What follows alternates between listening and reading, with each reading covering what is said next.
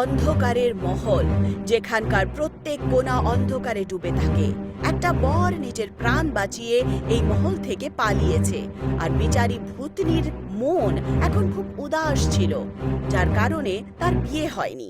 আমি তো আগেই বলেছিলাম যে এই মানুষগুলোকে আর বিশ্বাস করা উচিত নয়। আমার মনের সাথে খেলে চলে গেল। সোনা, তুইও তোর প্রাণের সাথে খেলছিলি? বাবা, তুমি চিন্তা করো না, একটা খুব ভালো ছেলে দেখে তোমার বিয়ে আমি অবশ্যই করিয়ে দেব। তিনজন ভূত একে অপরের সাথে কথা বলছিল। তক্ষুনি হঠাৎ করে বাইরে গাড়ির আওয়াজ আসে। মনে হচ্ছে আবার কোনো মানুষের বাচ্চা চলে এসেছে। ভস্মদন্ত, তার স্ত্রী আর রুহানি বাইরে তাকায়। দেখতে পায় যে একজন মহিলার সাথে কিছু পরিশ্রমী লোক আছে। এটা একটা নতুন কাহিনী শুরুর পথে। 10 দিনের পর আমার ছেলে লন্ডন থেকে আসছে। তার আসার আগেই এই মহলের রেনোভেশন হয়ে যায় যেন। ও এখানেই থাকবে। কাজ শেষ হয়ে গেলে আমার সাথে দেখা করে টাকা নিও। আজ্ঞে ম্যাডাম, হয়ে যাবে। এটা শোনা মাত্রই ভস্মদন্তের রাগ সপ্তম আকাশে উঠে যায়। তার চোখে অনেক বছরের ব্যথা দেখতে পাওয়া যায়। রেনোভেশন করিয়ে নাও, কিন্তু থাকবো তো আমরাই শুধু, তোমার ছেলে নয়। লোকেরা কাজ করতে শুরু করে, কিন্তু এই মহল কোনো সাধারণ জায়গা নয়। এখানকার প্রত্যেক জিনিসে লুকিয়ে আছে ভয়।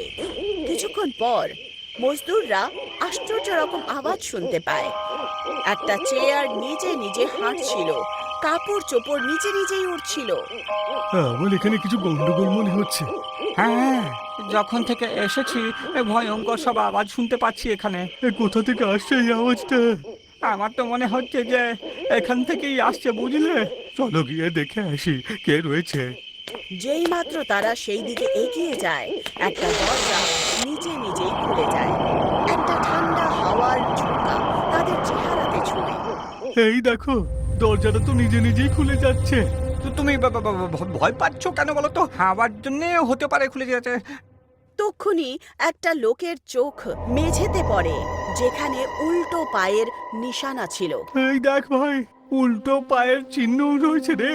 ভেতরে নিশ্চয়ই ডাইনি রয়েছে। এই ডাইনিদের তো উল্টো পায়ের জন্য খুব সমস্যা হয়, তাই না? এবার যাবার থাকে বোধহয় কাশ্মীর, কিন্তু চলে যায় কন্যাকুমারী। এই সব দেখে দুজন মজদুর জোরে জোরে কাঁপতে শুরু করে। তারা নির্ণয় নেয় যে তারা ভেতরে যাবেই না, বাইরেই কাজ করবেন। ভস্মদন্ত আর তার স্ত্রী কিছু একটা ভাবছিল। তক্ষুনি রুহানি হাঁফতে হাঁফতে আসে।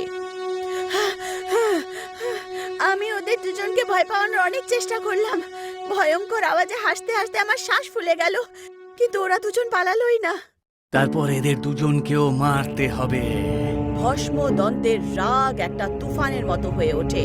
সে 1 সেকেন্ডে ওখান থেকে উধাও হয়ে যায়। তার চোখে একটা ভয়ঙ্কর আগুন জ্বলছিল। রাত্রির অন্ধকার আরো ঘন হয়ে উঠেছে। রামলাল আর শ্যামলাল কাজ করছিল, কিন্তু এই রাত তাদের জন্য অন্তিম রাত হতে পারে। শ্যামলাল, তাড়াতাড়ি ইট নিয়ে এসো। কাজটা শেষ করে দিয়ে আমরাও এখান থেকে চলে যাই। রামলাল ডাকতে শুরু করে, কিন্তু শ্যামলালের কোনো উত্তর আসে না। রাত্রির অন্ধকারে একটা আশ্চর্য আওয়াজ ছড়িয়ে পড়ে। রামলাল দেখতে পায় যে কেউ একটা ইট ওঠাচ্ছে, কিন্তু পরিষ্কার দেখতে পায় না যে সেখানে কে আছে। আরে সেই ইট আনতে কখন গেছো?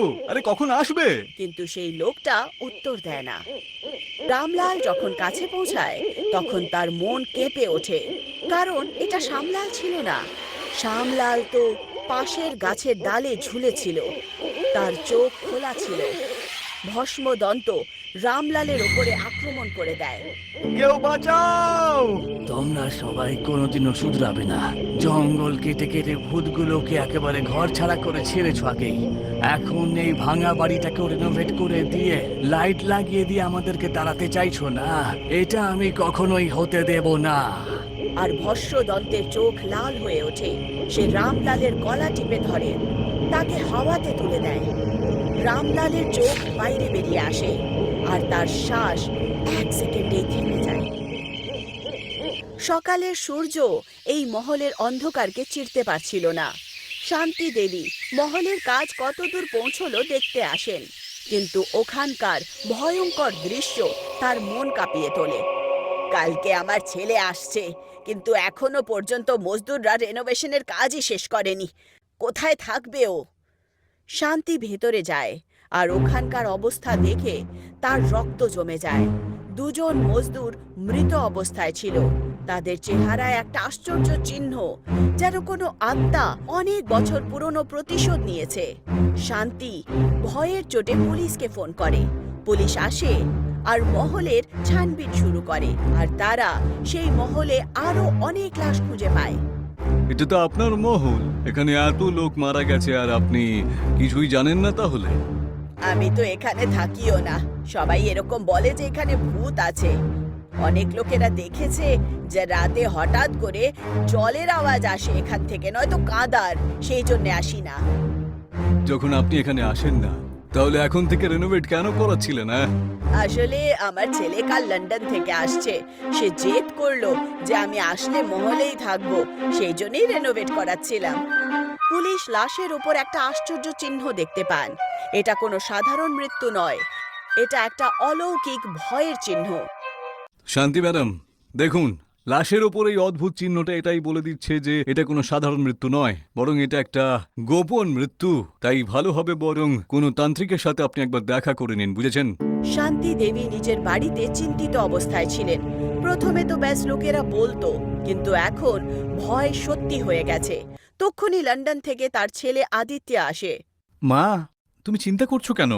বাবু, প্রথমে তো শুধু গুজব ছিল যে অন্ধের খণ্ডে ভূত থাকে, কিন্তু কাল আমি নিজের চোখে প্রমাণ দেখেছি। এই আত্মা ভূত টুত কিছুই থাকে না, বুঝেছো? এইসব ভুল ধারণা। কালই অন্ধের খণ্ড মহল থেকে 5টা লাশ খুঁজে পেয়েছি, আর সবার শরীরে আশ্চর্য চিহ্ন ছিল, যেটা দেখে বোঝা যায় যে ভূত প্রেতই মেরেছে ওদের। আচ্ছা ঠিক আছে, যদি ভূত থাকেই তাহলে আমার সাথেও দেখা হবে, কারণ আমি তো ওখানেই থাকবো, তাই না? না বাবু, ওখানে যাস না। শান্তি অনেকবার চেষ্টা করে, কিন্তু আদিত্য একদম মানে না। সে নিজের জেদে টিকে ছিল আর অন্ধের খণ্ড মহলে থাকার জন্য চলে যায়। রাত্রির অন্ধকার অন্ধের খণ্ড মহলের চারদিকে একটা ভয়ের আবহাওয়া করছিল। আদিত্য আর তার স্ত্রী মীনাক্ষী ঘুমিয়েছিল। আগে লোকজন এখানে শুধু ঘুরতে আসতো, এ তো এখানে থাকতে এসেছে দেখছি। আরে, এক্ষুনি ওকে ভয় পাওয়ানো শুরু করছি, তক্ষুনি ও পালাবে। আদিত্য আর মীনাক্ষী ঘুমিয়েছিল, আর এই রাত তাদের জন্য ভয়ঙ্কর হতে চলেছে। হঠাৎ করে মীনাক্ষীর মনে হয় যে কেউ তার কানের কাছ দিয়ে গেছে। কে কে ওখানে? মীনাক্ষীর চিৎকার শুনে আদিত্যও উঠে পড়ে। সে নিজের চোখ ঘষে। কি হলো মীনাক্ষী? দেখো না, দেয়ালে কেউ উল্টো ঝুলে আছে, আমাকে দেখছে। আদিত্য নিজের ফোনের ফ্ল্যাশ লাইট জ্বালায়, কিন্তু ওখানে কিছুই ছিল না। কোথায় কিছু রয়েছে? কাউকেই তো দেখতে পাচ্ছি না। দুজন আবার শুয়ে পড়ে, কিন্তু কিছুক্ষণ পরই আদিত্যের এরকম মনে হয় যে তার মাথার পাশেই কেউ দাঁড়িয়ে আছে। তার চেহারায় রক্তের ফোঁটা পড়ে। আদিত্যের চোখ খোলে আর সে দেখতে পায় যে একটা ভূত তার মাথার পাশেই দাঁড়িয়ে আছে। তার লাল লাল চোখ, হলুদ চেহারা আর মুখ দিয়ে রক্ত ঝরছিল। বাঁচাও! আরে কেউ বাঁচাও! আদিত্য আর মীনাক্ষী পালিয়ে যায় ওখান থেকে। আদিত্য নিজের মা আর তান্ত্রিক বাবার সাথে বসেছিল। তার চেহারা এখনো সেই ভয়ের আবহাওয়ায় সাদা হয়ে আছে। সে কাল রাতের কাহিনী ওনাকে বলছিল। তুমি চিন্তা করো না, আজকে রাত্রেই আমি ভূতেদেরকে আহ্বান জানাবো। রাত্রির শান্তি তান্ত্রিক ভবন কুণ্ড শুরু করেন।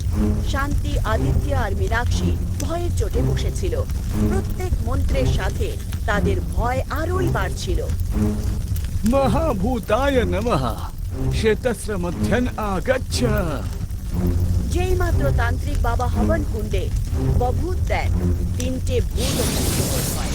তাদের চেহারা হলুদ, চোখ লাল আর চুল একদম এলোমেলো, অন্ধকারে চমকাচ্ছিল। তাদের হাসি যেন অনেক বছরের হাসি কাট হচ্ছে। তুমি আমাকে এখানে কেন ডেকে এনেছো? কে তুমি? আর তুমি এই বাড়িতে কি করছো? হ্যাঁ, এটা আমার বাড়ি। আর আমি আমার বাড়িতে রয়েছি। আরে এটা আদিত্যর মহল।